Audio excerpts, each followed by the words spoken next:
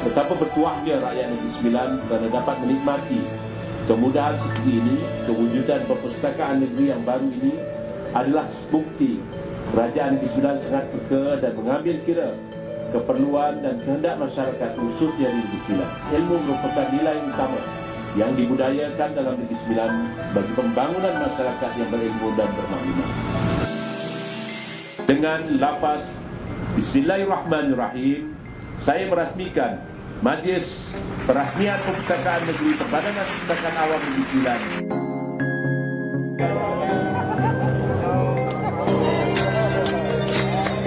Kerajaan Negeri Sembilan telah memberi peluang meningkatkan ilmu pengetahuan semua rakyat Negeri Sembilan dengan memberi perkhidmatan percuma kepada rakyat.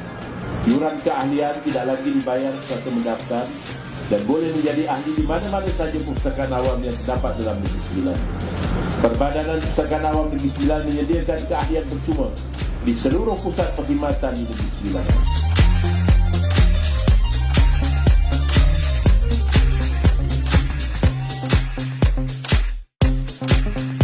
Bapa boleh hantar anak, anak-anak akan dapat bermacam-macam.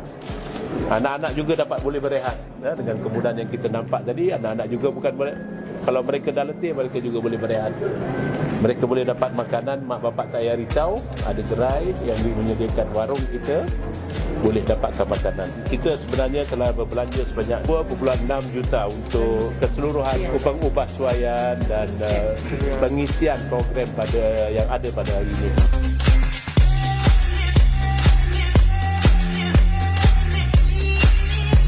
Kita berpindah daripada perpustakaan yang lama yang terletak di Seremban, di Bandar Seremban, dan berpindah ke Seremban tu.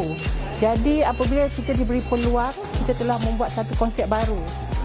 Saya menyediakan satu konsep perpustakaan yang mana saya menganggapkan dan saya berharap ianya menjadikan satu, orang kata, tempat lepak yang orang kata santai untuk semua rakyat Negeri Sembilan datang. Jadi dekat sini saya berharap supaya konsep baru ni semua akan datang perpustakaan bukan saja untuk membaca tetapi untuk santai, lebih kepada rumah kedua dan menjadikan ia tempat yang santai. Saya selaku ketua di Perpustakaan Awam Negeri Sembilan mengalu-alukan semua rakyat Negeri Sembilan untuk datang beramai-ramai, terutama kepada yang berkeluarga, membawa anak-anak ke Perpustakaan Negeri Perbadanan Perpustakaan Awam Negeri Sembilan di premis baru di Seremban tu.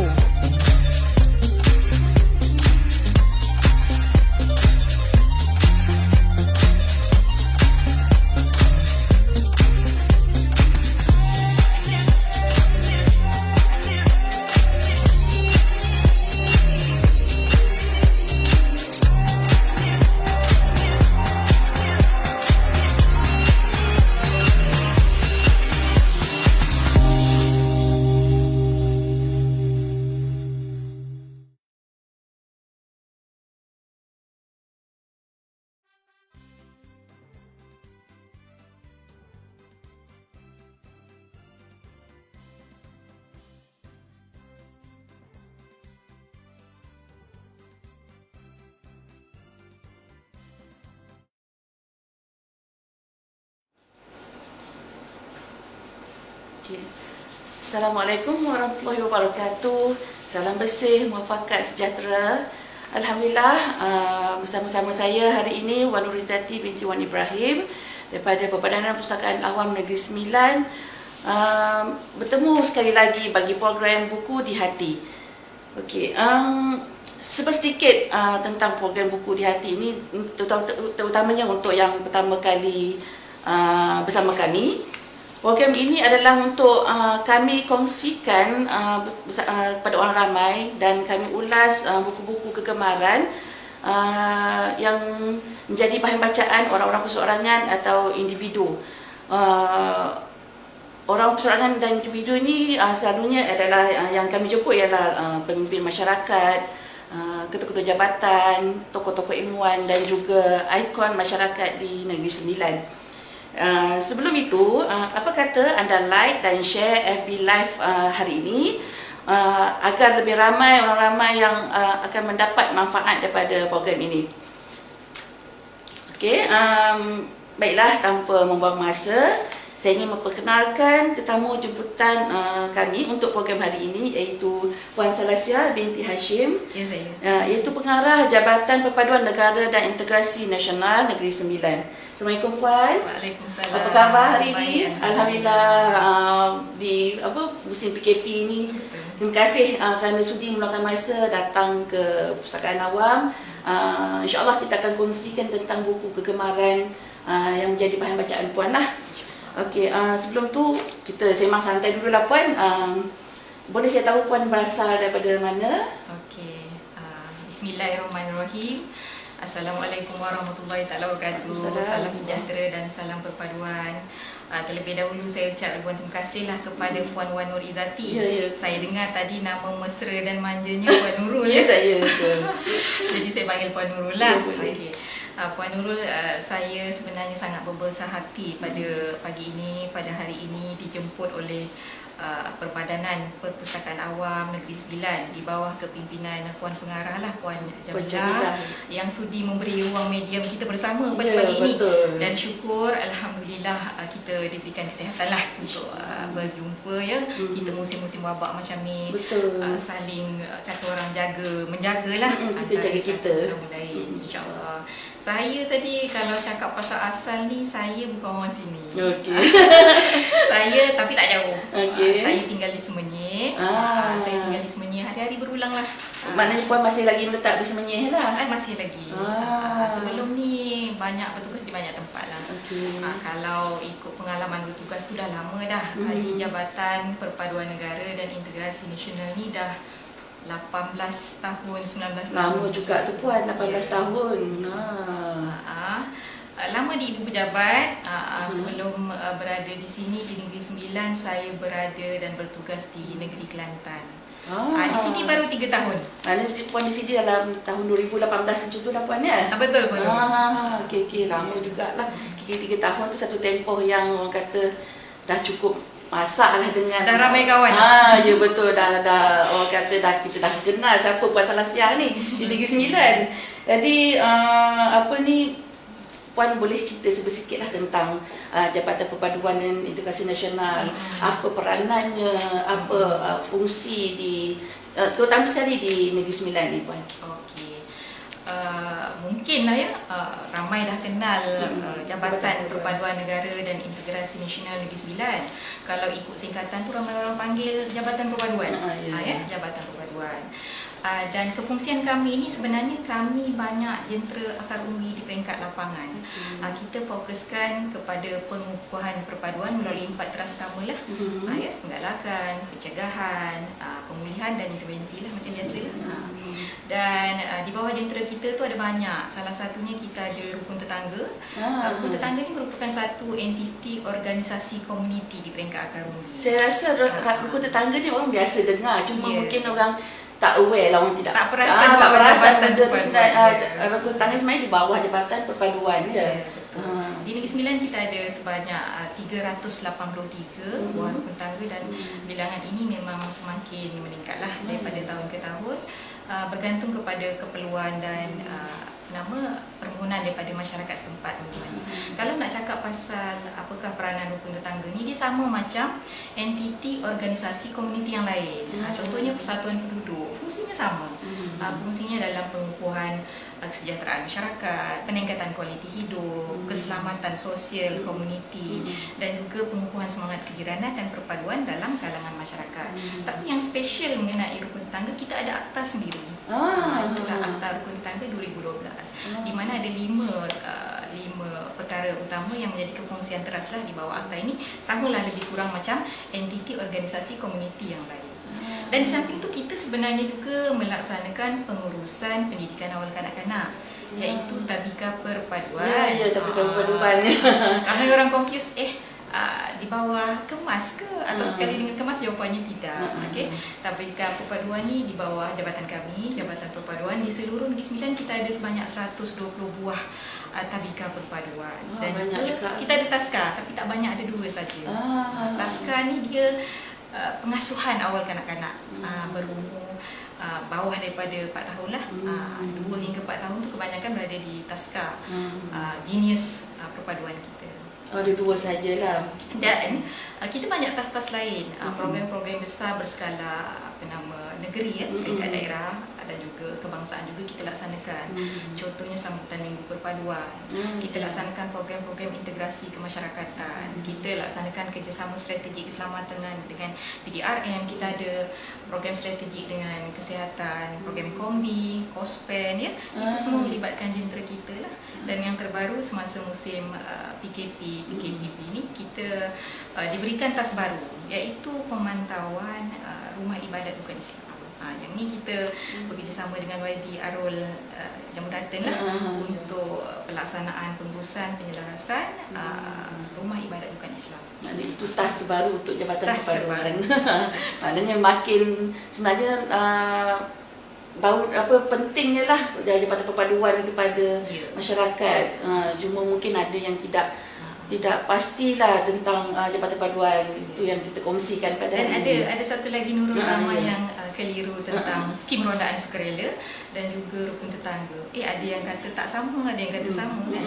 Sebenarnya rukun tetangga dan skim rondaan sukarela ni ibarat satu keluarga. Di bawah rukun tetangga baru boleh ditubuhkan skim rondaan sukarela, iaitu satu komponen keselamatan komuniti yang ditubuhkan berdasarkan keperluan setempat. Sebab kalau kita tahu setengah kawasan rukun tetangga dia tak perlukan kawalan keselamatan, rondaan SRS tu tak diperlukan sebab kadang ada kawasan berpagar dan ada guard sendiri. Ya betul. Sebab itu skim rondaan sukarela bukanlah berasingan tetapi merupakan salah satu payung dan cawangan di bawah rukun tetangga. Tapi itu atas permintaan daripada masyarakat penduduk dan ianya adalah sukarela. Dan jumlahnya di seluruh Negeri Sembilan ni pun sama juga, semakin bertambah. Kita ada 307 buah skim rondaan sukarela. Dan pada musim-musim PKP ni untuk langkah pencegahan wabak memang kita tidak dibenarkanlah untuk beroperasi sepenuhnya. Hanya sebanyak 65 buah kawasan skim rondaan sukarela saja yang dibenarkan meronda. Dan berdasarkan pemantauan SOP semasa lah, kalau red zone memang tidak dibenarkan. Tidak dibenarkan. Hanya green zone saja, kawasan hijau yang dibenarkan meronda. Itu satu perkara barulah kepada kita. Ini kalau PKP penuh ni ada arahan terbaru kata tidak dibenarkan, jadi kita akan follow. Dia ada pemantauan SOP daripada masa ke semasa. Perlu ikut juga. Betul. Jadi kita berbaliklah kepada buku kegemaran Puan lah yang kata yang main ni sekarang ni kan. Itulah Puan sejak bila Puan ada bahan bacaan yang Puan gemari? Mungkin ada untuk bacaan santai Puan waktu lapang. Okey, saya ni kalau nak cerita pasal bacaan ni all along lah sepanjang kehidupan saya ni ada lebih kurang 3 pasal lah setakat ini. Masa zaman kanak-kanak, remaja dulu saya ni banyak ni minat macam biasalah hikayat ya, cerita rakyat. Saya rasa samalah pattern tu dengan kanak-kanak lain. Betul. Bila ikut peringkat umur lah Puan ni kan. Bila remaja tu itulah budaya dan pengaruh besarnya pengaruh rakan sebaya ya. Betul. Masa tu bila zaman sekolah, zaman universiti kita dipengaruhi rakan-rakan. Saya memang favourite saya, kegemaran saya adalah membaca buku novel cinta. Malu nak cakap. Novel cinta dalam dan luar negara. Kalau yang dalam negara tu banyaklah, contohnya banyak sangat, tapi salah satunya siri macam kalau dulu siri Ahadiat Akasyah kan. Ya betul saya minat. Kalau luar negara banyaklah Judith Macnab, kita ada Nora Robert, kita ada Daniel Steele, banyak lagi. Kadang minat juga macam Stephen King, cerita yang seram, pengegaraan macam tu. Dan apabila dah bergerak ke fasa kini lah, fasa alam pekerjaan ni, pembacaan saya tu nampaknya macam sekarang ni lebih cenderung kepada arah kesesuaian keperluan bekerja. Sebab itu banyak sekarang saya terperasan juga walaupun masih baca buku-buku berbentuk novel-novel tu, tapi saya lebih suka membaca buku-buku koleksi berkaitan pengurusan kerjaya, kepimpinan, motivasi pekerjaan, dan juga ada juga kekeluargaan dan agama, agak-agak ada semuanya. Ya betul.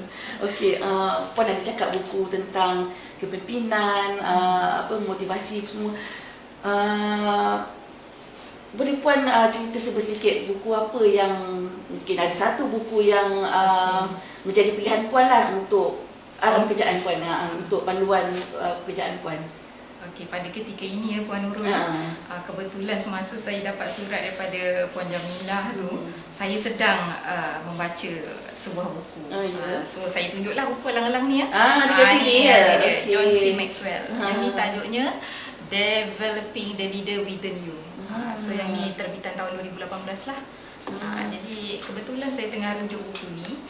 Seperti biasa bila kita bertugas dengan masyarakat, pemimpin-pemimpin tempatan, kita ada ramai pengerusi rukun tetangga, AJK dan ketua-ketua peronda SRS. Di samping itu, kalau di Tabika Perpaduan, kita ada entiti komuniti yang bersama-sama bergerak dengan Tabika kita untuk pelaksanaan aktiviti masyarakat, iaitu dinamakan Jawatankuasa Penyelaras Tabika Perpaduan.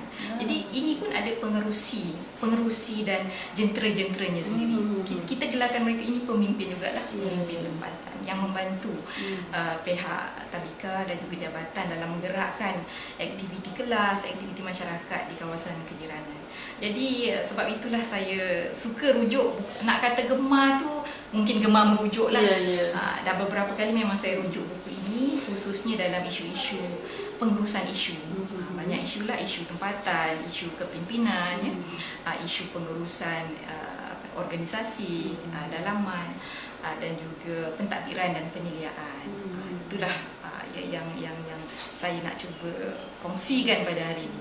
Itulah John C. Maxwell ni kita tahu dia tu seorang penulis yang banyak menulis tentang buku leadership, kepimpinan ni Puan kan.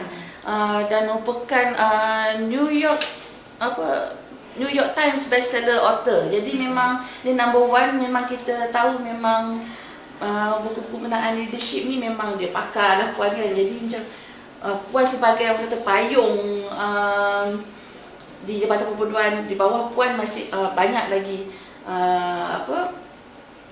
di bawah naungan Puan ni ada jabatan ada rukun tetangga, ada Tabika Kemas dan selainnya. Mungkin ada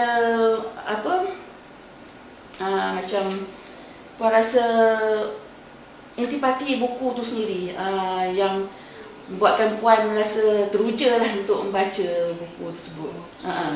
Secara gambaran keseluruhan ya, buku ni dia sebenarnya sangat sesuai kepada semua pemimpin. Seperti yang kita tahu, bila bercakap soal pemimpin ni, kita lahir-lahir saja sudah jadi pemimpin, sudah jadi khalifah. Bezanya adalah sebaik mana, sebagus mana, sehebat mana skala kehebatan seseorang pemimpin itu. Jadi untuk membolehkan kita menjadi pemimpin ni, buku ni ada juga menceritakan tentang apakah ciri-ciri pemimpin itu, apakah kategori-kategori dia, kategori-kategori pemimpin itu, dan juga sebenarnya bagaimana, ada beberapa tips yang sangat berkesan pada saya lah. Yang bagaimana boleh kongsikan dengan kita semua. Pada saya lah, mungkin pada orang lain tak apa hebat atau sesuai ya. Pada saya dikongsikan tips-tips bagaimana untuk menjadi lebih baik. Macam mana nak mengurus organisasi entiti, walaupun sekecil-kecil entiti organisasi. Dia tidak semestinya bila dicakap soal pemimpin ni kena jaga jabatan. Tidak. Mungkin entiti organisasi itu di peringkat keluarga. Mungkin entiti organisasi itu di peringkat komuniti. Contohnya tadi macam PIBG, Persatuan-Persatuan, JPTP, Persatuan Penduduk ya, rukun tetangga dan sebagainya. Jadi di samping memberikan tips-tips dan juga kaedah-kaedah pendekatan baru, buku ni juga memberikan caption-caption menarik yang saya rasa mungkin saya boleh gunakan dan pegang apabila kita menghadapi isu-isu pengurusan di lapangan. Untuk makluman, kami di Jabatan Perpaduan juga menguruskan isu dan konflik masyarakat. Kita ada mediator komuniti. Jadi memang kata orang pengalaman adalah yang terbaik untuk mengajar kita sebagai pemimpin. Tapi dalam masa yang sama, teori ataupun ilmu pengetahuan yang kita boleh cedok daripada pembacaan tu juga boleh kita jadikan kekuatan lah untuk membantu.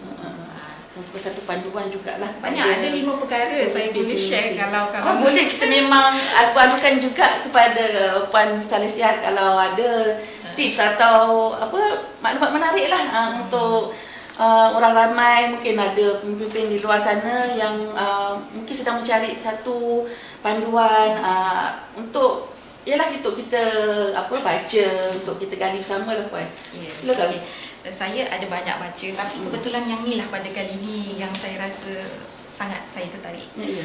Sebab apa? Saya ada petik 5 saja perkara yang saya nampak saya boleh kongsikan berdasarkan kefahaman saya ini. Yang pertama adalah caption ataupun penjelasannya bahawa pemimpin yang hebat ni bukan berdasarkan kuasa yang dimiliki tau. Tetapi apa yang ditakdirkan sebagai seorang pemimpin yang hebat itu adalah kebolehannya memperkasakan orang lain. Maksudnya seseorang pemimpin yang bagus, yang baik, yang hebat, yang betul-betul true leaders ataupun pemimpin sejati itu adalah sejauh mana dia boleh melahirkan leader-leader lain atau pemimpin-pemimpin yang lain. Maksudnya bagaimana sejauh mana hebat dia memperkasakan anak-anak pasukan dia. Bukan kerana dia berkuasa, bukan kerana dia mempunyai kedudukan yang tinggi, gelaran yang tinggi, pangkat yang tinggi, tetapi sejauh mana kehebatan dia dapat melahirkan lebih ramai orang-orang seperti dia. Mungkin kita boleh katakan tauladan dari contoh pun ya.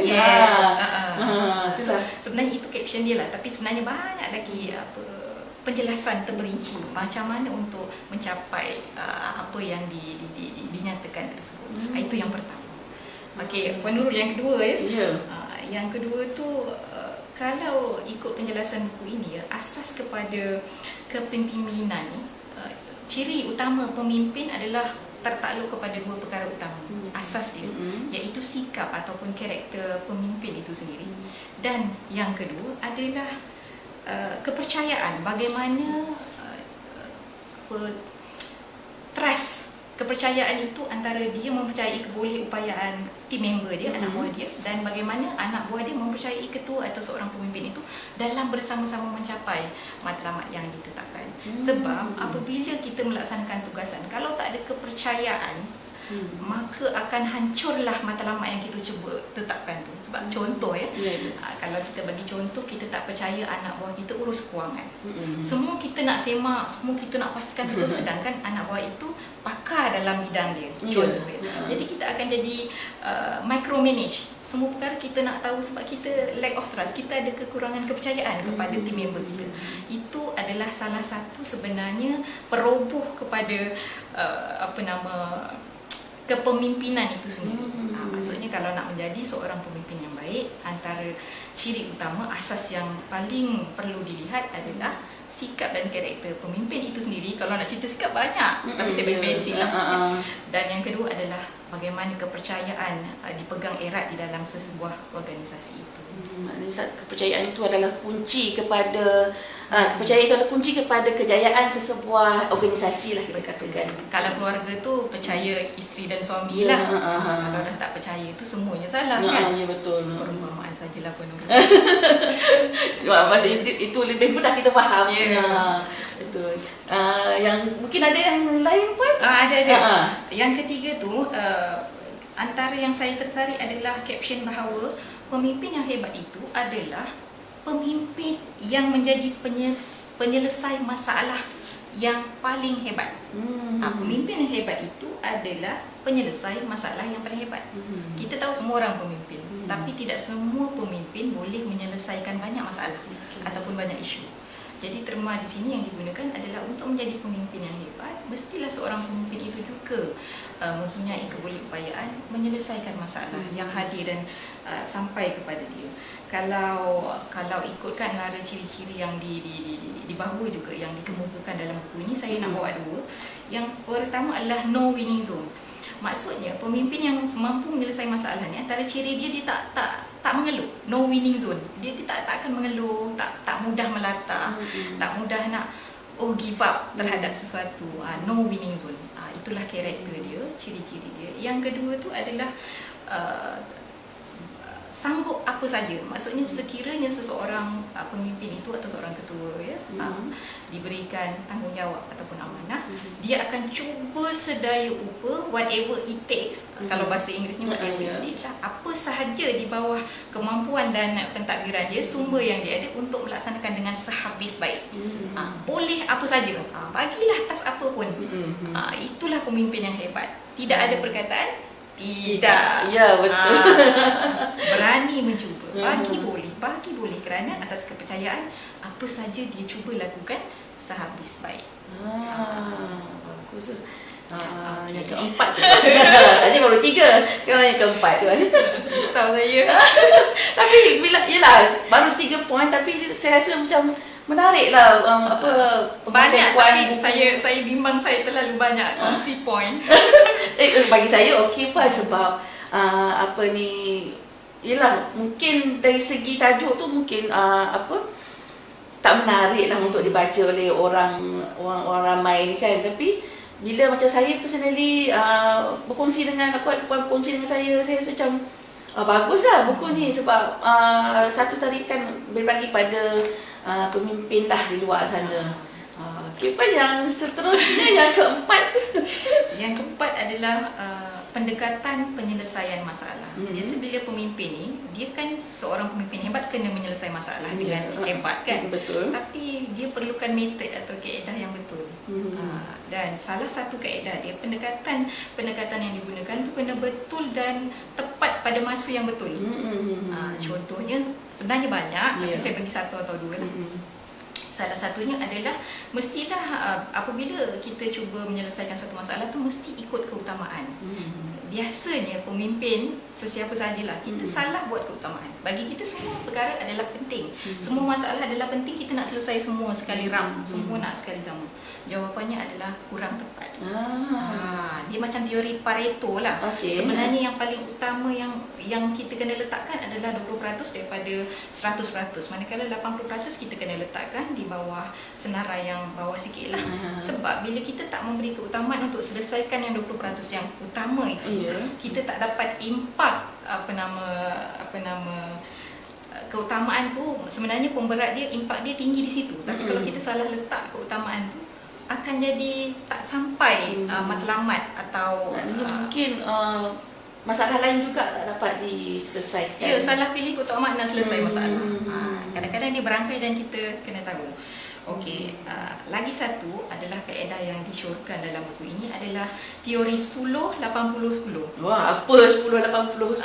Saya cuba tafsir mengikut pemahaman saya.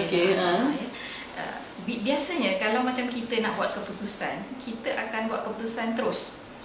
Kadang seorang macam kita dah biasa bertugas, kita rasa betul lah ni keputusan, kita dah biasa dah hadapi masalah itu kan.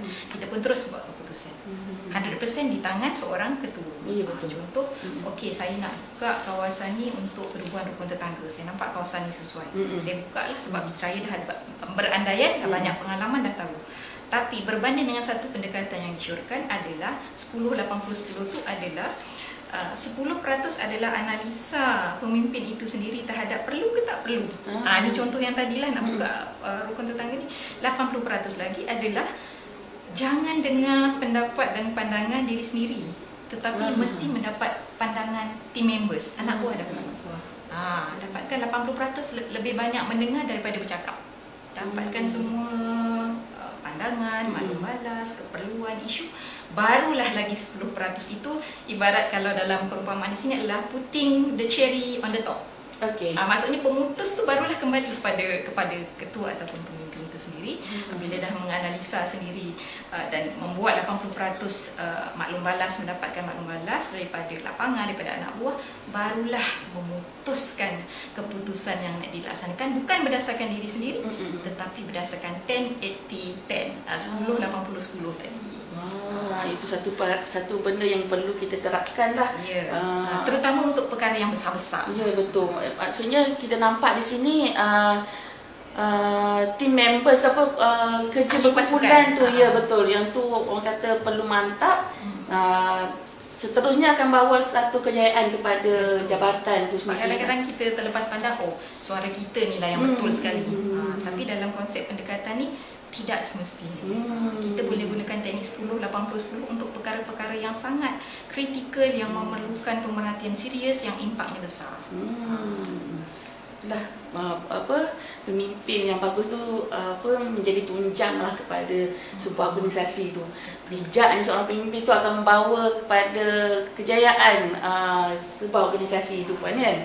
Jadi Puan rasa adakah Puan syorkan buku ini untuk dibaca? Adakah Puan rasa bahasa yang digunakan oleh John C. Maxwell ni adakah mudah difahami atau lebih kepada bahasa teknikal yang mungkin setengah orang sukar untuk faham, Puan? Macam mana saya nak kata? Bahasa dia mengikut level setiap individu tu berbeza.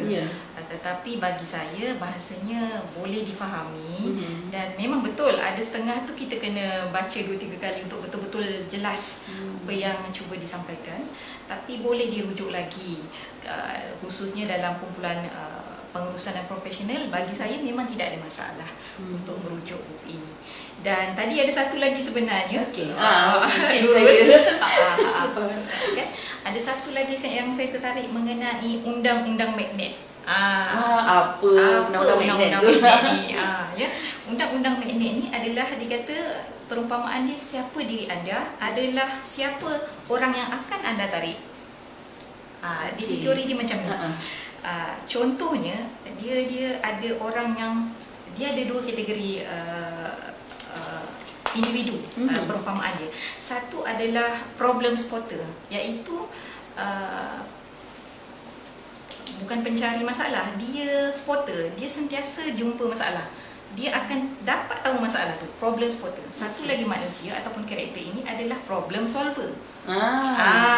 Dia 2 karakter yang berbeza. Tidak semua di antara kita yang ada salah satu kecenderungan ni, ataupun dua-dua dia ada, ataupun salah satu kriteria ni dia lebih. Dia macam teori mata lalat dengan mata lebah lah. Jadi dia punya perumpamaan di sini adalah kalau sesebuah organisasi itu ada lebih ramai problem spotter, lebih ramai yang kalau bercakap je negatif, kalau bercakap dia boleh tahu masalah itu, ini kita ni ada masalah ni lah, ini tak bagus, tapi dia belum tentu orang yang mampu menyelesaikan. Kalau sesebuah organisasi sebagai pemimpin, kita cadangan daripada buku ni, kita kena mengenal pasti berapa ramai problem spotter yang ada di dalam organisasi itu berbanding problem solver. Jadi lebih ramai problem spotter di dalam sebuah organisasi, ketua jabatan ataupun pemimpin tu akan ada lebih banyak bebanan, liability, bebanan untuk menggerakkan problem spotter tu bergerak ke arah problem solver. Penyelesai masalah. Dia perumpamaannya ada api, seorang bawa baldi air, ini problem solver. Seorang lagi bawa baldi isinya minyak tanah, itu problem spotter. Dan nampak je masalah, macam mana dia bertindak atau bereaksi terhadap masalah tu. Problem spotter, dia akan simbah tuang minyak tanah, dia akan lebih marakkan keadaan, viral, isu jadi panas. Tetapi kalau ada satu masalah yang diumpamakan macam api tadi, kalau individu itu problem solver, di bawah air kan, dia simbah, dia akan jadi penenang, pendamai. Dia akan memadamkan kemarahan ataupun memadamkan isu itu. Itu perumpamaan yang diberikan dalam buku. Tapi Puan,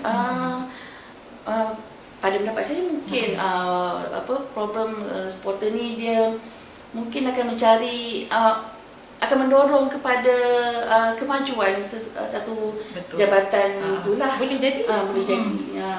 Jadi tapi itulah pentingnya problem solver ni pula untuk menyelesaikan. Dan tidak dinafikan ada individu yang ada 2 karakter ni, cuma kecenderungannya di belah mana. Dalam buku ni dia bagi contoh. Contohnya problem spotter ni cirinya, dia bila jumpa masalah dia tak boleh selesai masalah tu masalahnya. Dia cuma jumpa tapi dia tak boleh selesaikan. Jadi terpaksa sama ada walaupun itu di bawah job scope dia. Di bawah job scope dia, contohnya dia ni nak kena dapatkan kontak daripada luar. Dia dah dapat daripada internet, tak dapat juga. Contohlah bos suruh cari nama seorang pengurus. Dia cari dekat dalam senarai directory, tak dapat contohnya. Task yang diberikan pada dia, walaupun pada level dia, contohnya dia tak boleh nak selesaikan. Bila rujuk pada bos, pada pemimpin, pada ketua, Dan pemimpin dia boleh detect problem spotter ni on the spot sebenarnya kalau dah mahir. Sebab biasanya orang yang mengikut level masing-masing, tugas masing-masing, dia mampu menyelesaikan tugas dia dengan tak memerlukan arahan yang besar lah. Tapi kalau problem spotter ni dia stuck. Dia banyak kali stuck.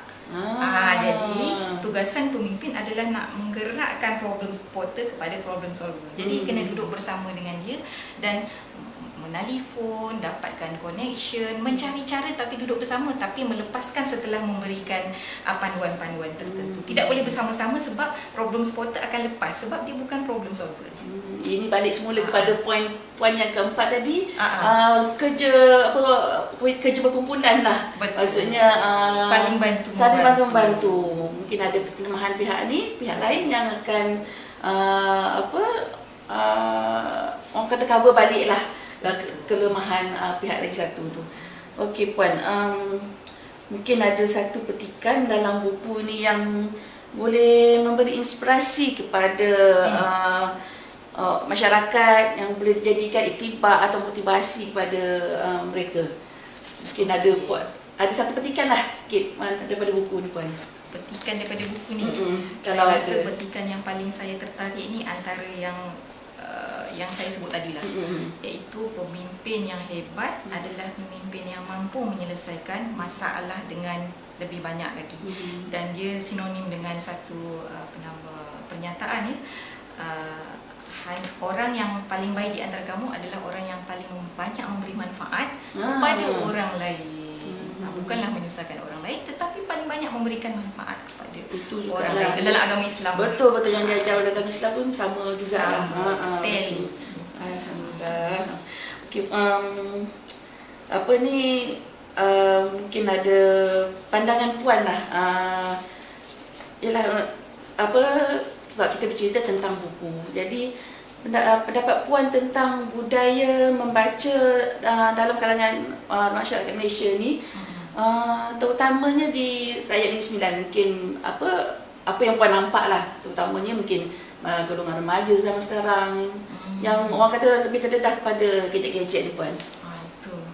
Bila bercakap soal budaya membaca ni sangat-sangat relatif dan sensitif pada ketika ini sebab semua orang boleh claim dia membaca. Sebab perubahan norma dan pembudayaan norma baru sekarang berubah daripada manual kepada digital. Jadi buku yang kalau saya suka pegang-pegang kan, kita rasa dan kita boleh pegang, kita boleh simpan kan. Tetapi budaya itu dah berubah. Bila bertukar kepada dalam bentuk gadget digital, buku boleh selak dekat dalam handphone saja. Dan suri rumah yang tidak keluar pun boleh mendapatkan apa saja maklumat, apa saja buku, apa saja bahan bacaan di dalam online telefon masing-masing. Soalnya isu-isu itu adakah benar-benar memberi manfaat kepada dia, keluarganya, jiran dia, masyarakatnya dan negaranya? Atau isu-isu pembacaan yang memang kalau dia claim dia banyak membaca topik hari-hari ataupun dia claim saya semua serba tahu, saya baca semua topik yang viral terbaru ni Amir dengan Umi. Uminya pegang bantal, semua orang di Malaysia ni menangis. Contohnya semua isu viral ataupun hot di Malaysia, semua orang boleh claim saya dah baca, budaya baca saya bagus. Tapi itulah saya cakap soalan dia, adakah itukah yang ditarikkan sebagai budaya membaca? Budaya mencari bacaan secara selektif, bacaan secara yang viral dan hot sahaja, tapi bukan budaya membaca berdasarkan keperluan sebenar sesebuah institusi, organisasi itu, sama ada dalam sebuah keluarga, komuniti, organisasi kerajaan ataupun entiti yang lain. Saya bagi contoh, kalau kita luka, kita sakit, okey, sakit di sini tapi letak ubat di tempat lain, sembuh tak? Cepat sembuh atau sembuh tak kawasan tu? Sama macam seorang keluarga. Contohlah seorang ibu suri rumah, dia kata saya baca, memang hari-hari saya membaca, saya memang norma budaya membaca saya bagus. Soalan dia, adakah apa yang dibaca itu telah cuba menyelesaikan masalah dalam keluarganya?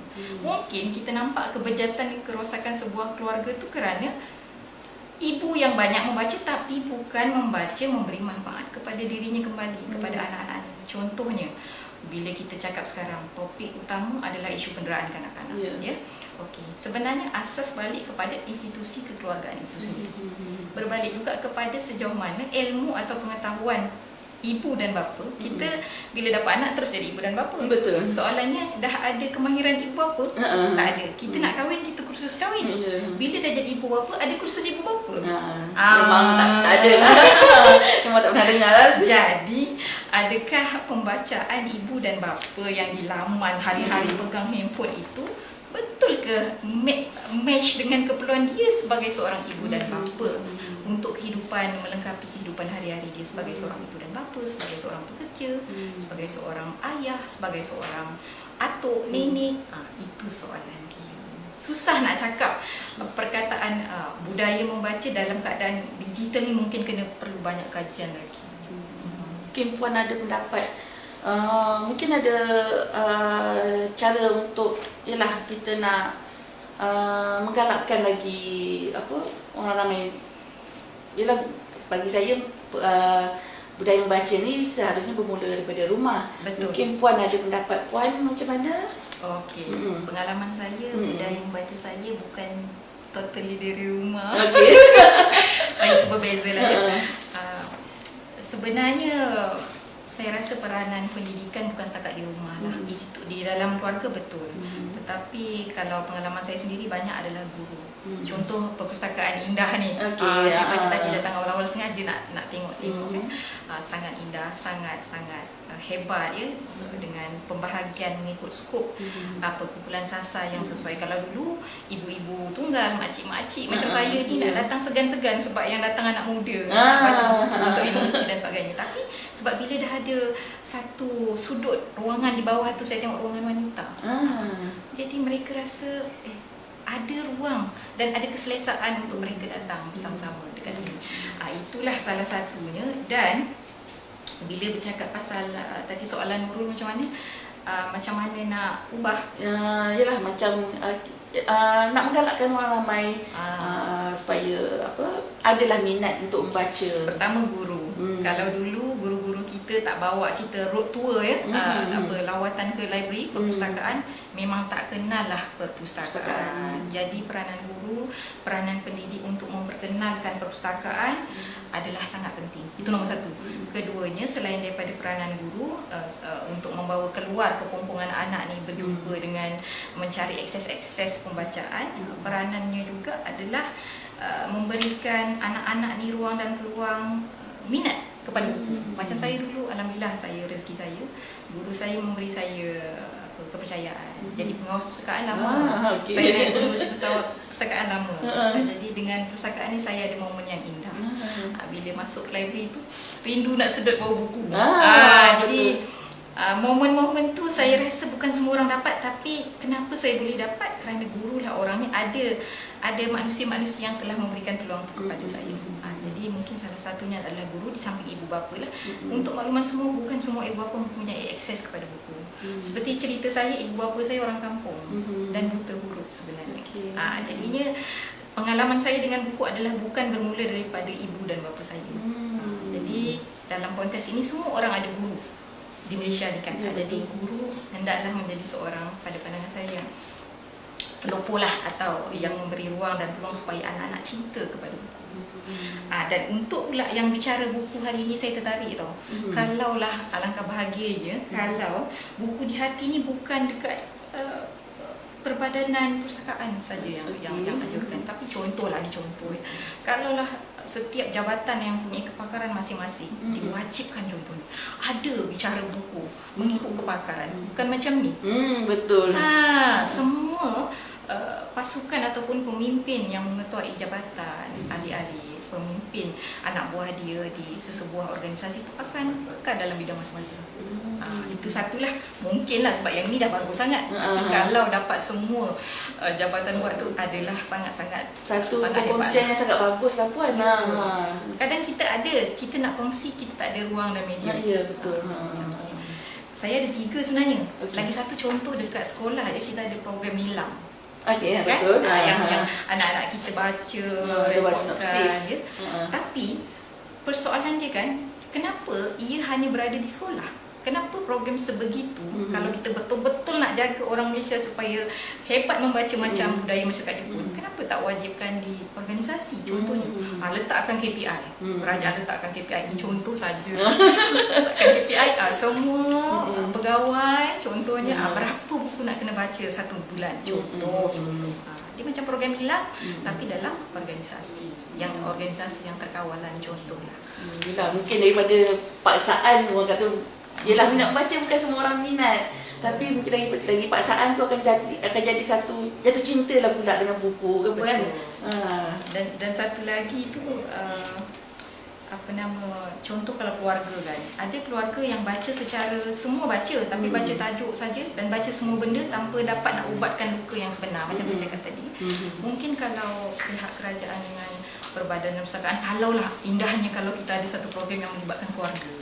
Saya punya bayangan contohlah kalau ada contoh program ni, satu keluarga satu buku satu bulan. Jadi dan kita bersasar, kita tahu keperluan keluarga adalah ilmu keibu-bapaan, parenting skill, ilmu kekeluargaan, pendidikan anak-anak kan. Jadi mungkin ada hikmat-hikmat hebahan daripada kerajaan yang perlu disampaikan. Jadi secara kumpulan keluarga ni diberikan bacaan yang secara khusus dan terancang macam tu. Mungkin hebatlah kalau buat pertandingan, mungkin ramai keluarga yang seronok sebab dia dapat bahan tu daripada kepimpinan utama. Contoh-contohlah angan-angan saya. Sebelum Puan datang sini tadi, Puan dah jalan-jalan di bangunan baru Perpustakaan Negeri ni. Sangat cantik. Itulah kita nak tanya pendapat Puan macam mana. Saya ni pengalaman delivery sebab saya sukakan perpustakaan sejak kecil lagi. Tak pernah dapat perpustakaan seindah ini. Tadi saya sembang dengan Cik Den. Saya kata, Cik Den, kalau nak dibandingkan dengan zaman-zaman kita dahulu dengan kecanggihan yang ada sekarang, dengan selesanya tempat ini, ibarat langit dan bumi. Sangat bertuahnya anak-anak di Seremban dan di Negeri Sembilan ini. Saya ucapkan syabas dan tahniah pada Perbadanan Perpustakaan. Tempat ini hebat dan saya yakin, sebab kalau ikut saya dulu, perpustakaan ini bukan setakat tempat baca tau, tempat jumpa rakan-rakan, tempat lari daripada kebimbangan dan masalah dalam keluarga, tempat bermain juga, dan tempat untuk release tension juga. Jadi saya nampak apa yang saya lihat di bawah sana tadi, sebenarnya ini adalah perfect, tempat yang sudah sempurna dengan apa yang saya katakan tadi. So tahniah dan syabas, saya ucapkan semoga perpustakaan ini akan lebih cemerlang, terancang dan memberikan impak yang besar kepada anak-anak di sini. InsyaAllah. Okey Puan, saya rasa kita dah sampai ke penghujung. Mungkin Puan ada beberapa perkara yang Puan nak kongsikan, yang Puan nak wawarkan mengenai jabatan Puan sendirilah, jabatan Puan Ruhan, untuk orang ramai, untuk makluman orang ramai. Aktiviti untuk makluman semua, memang pihak jabatan pada ketika ini mematuhi SOP supaya tidak melaksanakan aktiviti kemasyarakatan. Walaupun begitu, beberapa hari lepas Menteri Perpaduan kita, Datuk Halimah Sadiq telah pun membuat pernyataan, dan kita sedang sungguh arahan selanjutnya supaya jentera perpaduan kita, tak kiralah rukun tetangga, skim rodaan sukarela, tabika perpaduan, taska jenis perpaduan, untuk melaksanakan aktiviti kejiranan dan kemasyarakatan mengikut skala-skala yang dibenarkan. Sebab kita dah nampak ada kecenderungan kebolehupayaan beberapa aktiviti yang boleh dilaksanakan dengan baik, dengan pematuhan SOP yang terancang dan bersistematik. Okey, ada apa-apa lagi Puan nak kongsikan? Puan Nurul, terima kasih banyak sebab sudi bersama-sama saya pada sesi hari ini. Terima kasih banyak juga Puan. Okey, saya rasa sampai di sini sahaja program program Buku di Hati. Saya ingin mengucapkan banyak-banyak terima kasihlah kepada Puan Salasia kerana sudi meluangkan masa bersama-sama kami berkongsi bahan bacaan kegemaran beliau. Saya berharap agar perkongsian ini dapat memberi ilham kepada masyarakat di luar sana, terutamanya pemimpin masyarakat, dalam mencari bahan bacaan yang berkualiti sebagai panduan dalam hidup ini. Saya ingin mohon maaf bagi Perpustakaan Awam kalau ada salah bahasa lah, kesilapan Sama bahasa saya pun macam tu. Ya. Kita gurau-gurau. Ya. Terima kasih Puan sepanjang mengendalikan program ni. InsyaAllah ada masa kita ada ruang dan peluang kita akan jumpa lagi Puan. Terima kasih banyak. Terima kasih Puan Nurul. Itu sahaja daripada kami. Assalamualaikum warahmatullahi wabarakatuh.